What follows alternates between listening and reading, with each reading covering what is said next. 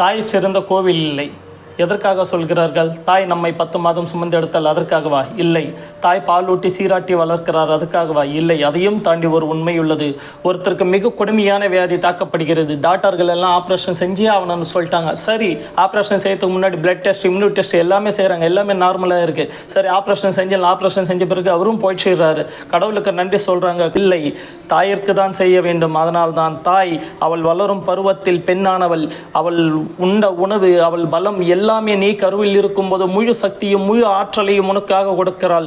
நீ பிறந்து வளர்ந்து சாகும் தருவாயில் கூட உனக்கு நோய் எதிர்ப்பு ஆற்றலையும் நோய் எதிர்க்கும் சக்தியையும் கொடுப்பது தாய் மட்டுமே. அதனால்தான் அரசும் ஒரு பிள்ளைக்கும் மற்றொரு பிள்ளைக்கும் குறைந்தது 3 வருடங்கள் அல்லது 4 வருடங்கள் இடைவெளி இருக்க வேண்டும் என்று சொல்கிறது. காரணம், மற்றொரு பிள்ளைக்கும் அதே பலத்தை தாய் கொடுக்க வேண்டும், இந்த உலகத்தில் ஆரோக்கியமான ஒரு குழந்தை வளர வேண்டும் என்பதற்காக மட்டுமே.